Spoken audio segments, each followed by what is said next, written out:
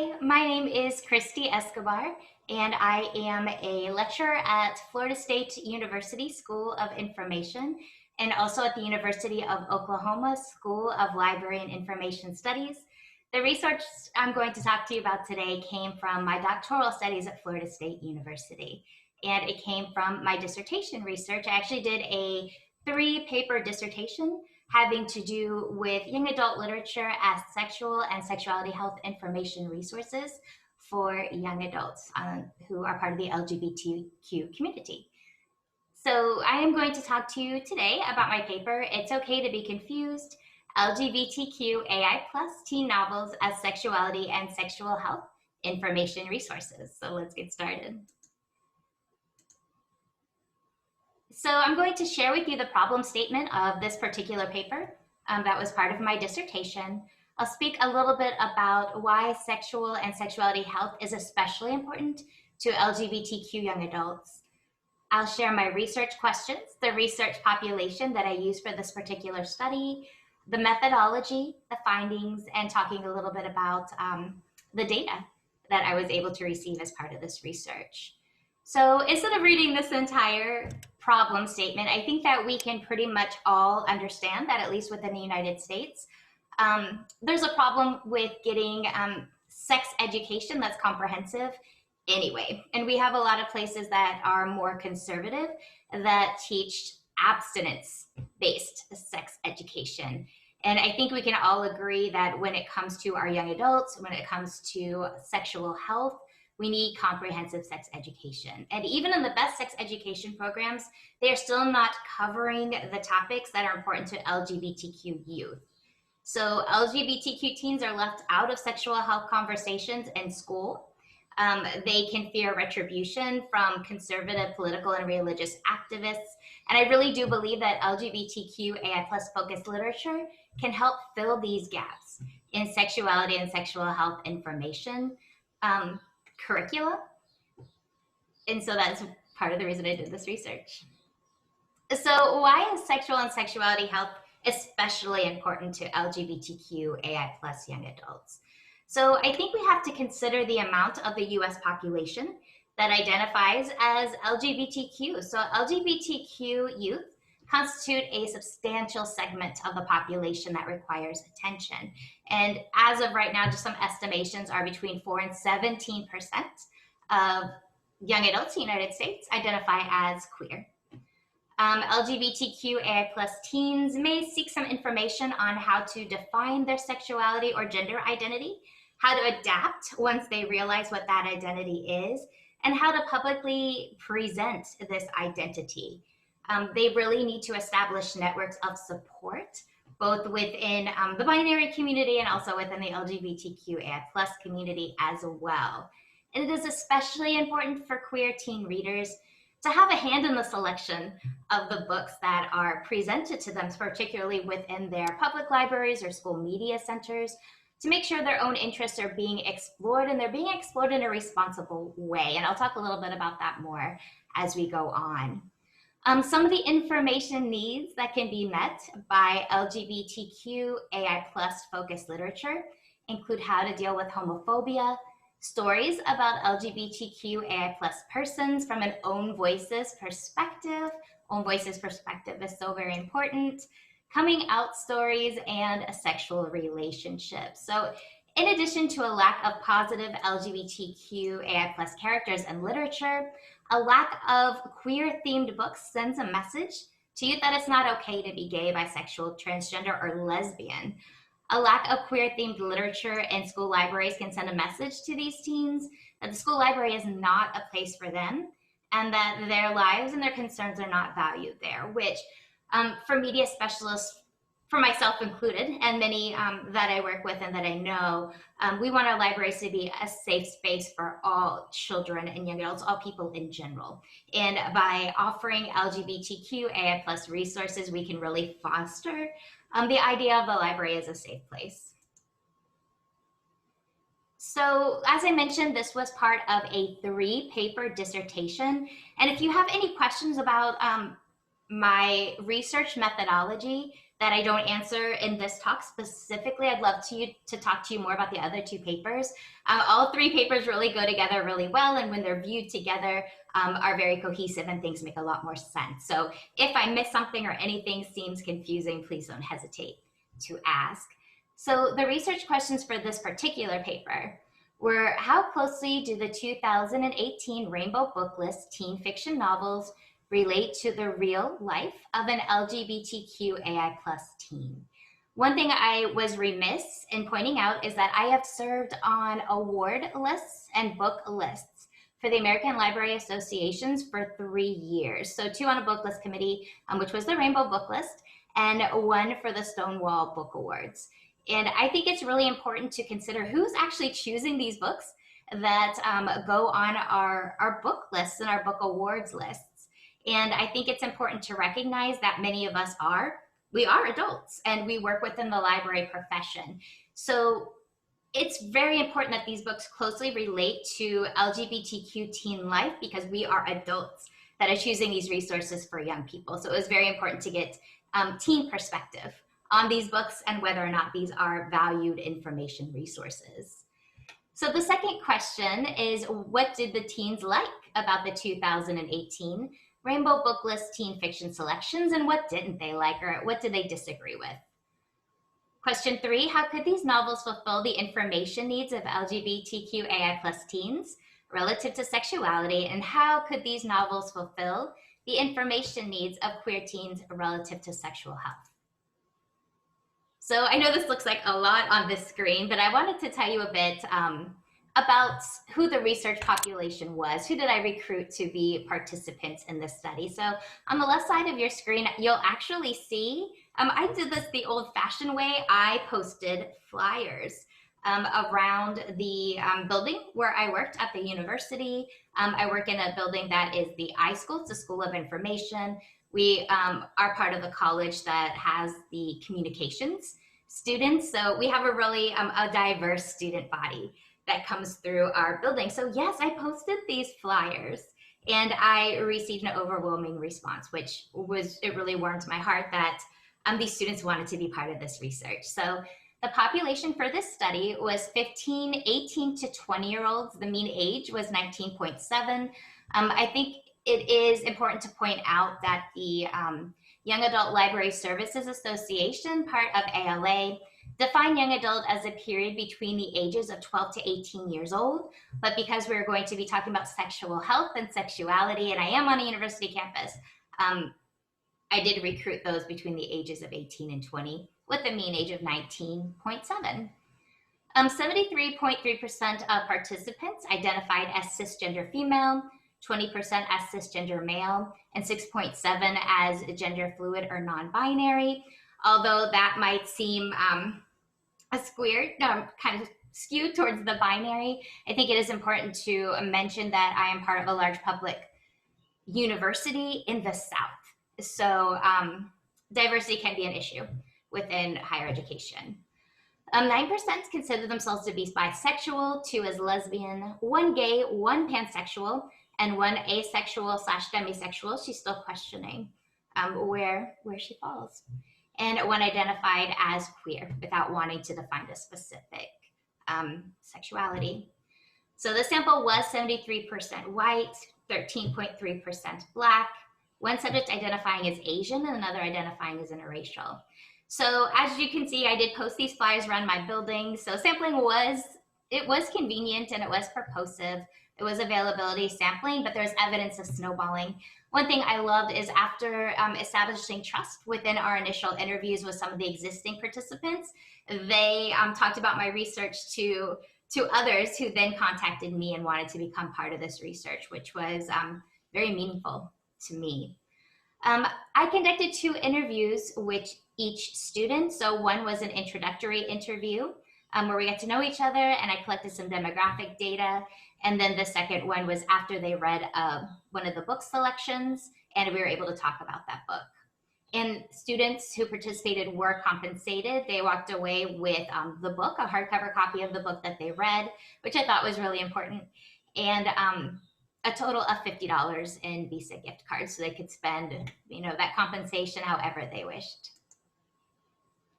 So as I mentioned before, for the methodology, I did have an initial 30-minute interview that was conducted via Google Hangouts. This really gave us a chance to build rapport with each other.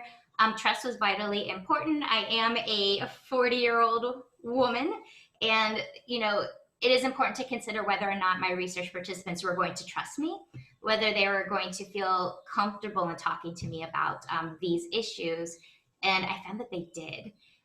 We didn't use cameras, we just used voice. In the beginning, we used cameras with some of the first interviews, but really it just felt more private, and gave them a sense of an anonymity when we cut the cameras out. So it was voice only.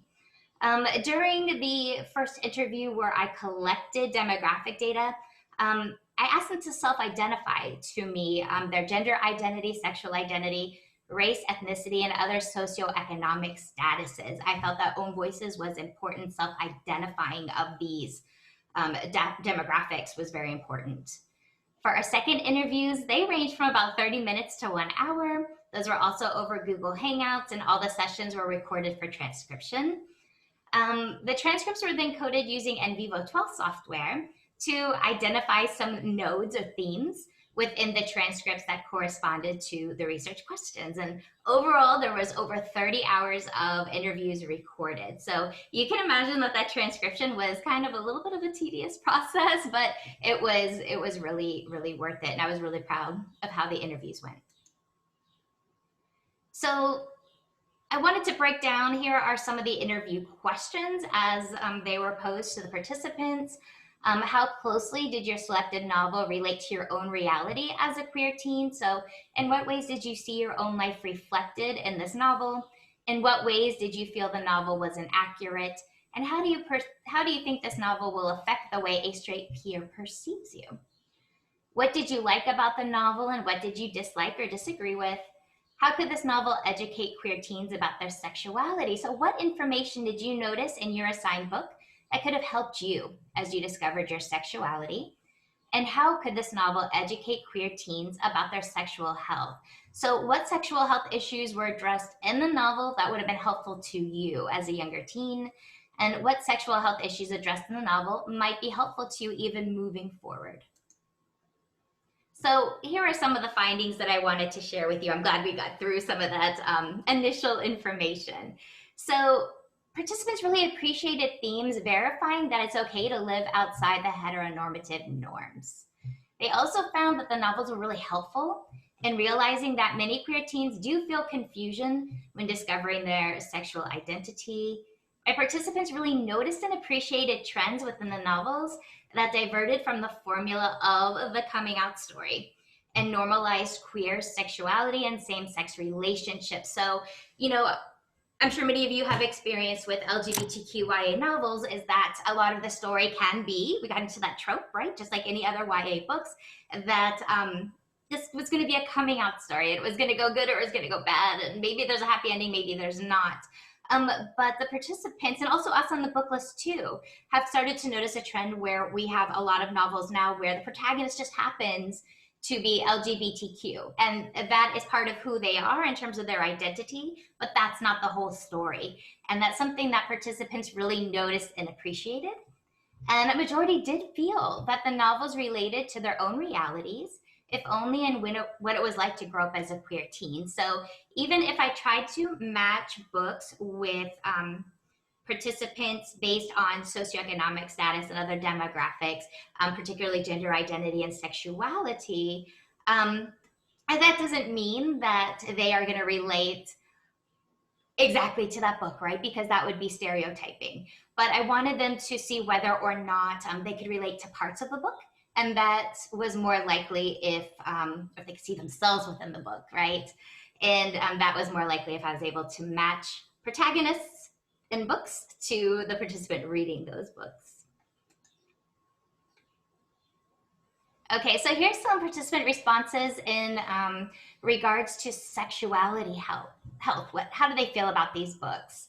So one said, like, if I had read this book in high school, I certainly would have been more on track about what my sexuality actually is, because I only knew this like last year. So I was in college, had already passed high school. If I had access to this book in high school and read it, I would have discovered much earlier what it is and that it's okay, it's normal. This is from one of my 18-year-old female. She's still kind of in that questioning, but she's falling in asexual, demisexual. Another said, I think it could help them realize that, hey, it's okay to be confused. It's not a very black and white thing like, oh, this is what you are. You have to discover that for yourself, which is something that's talked about a lot in the books. And sometimes you just want to read a normal book that just has a diverse protagonist. So sometimes you don't want to read another coming out journey. Sometimes you just want to see the character already living their life, who they are as a whole person. And you want to see how they coexist and manage those identities without that being the focus of the novel. And this was from a 19-year-old non-binary participant. Also, I think it's crazy that you assigned this book to me because a lot of stuff in it I related to personally. I'm currently in a relationship with the first person I've ever been with, and she's leaving for the summer. It was a bit hard for me to read because I feel how the protagonist, Marin, feels.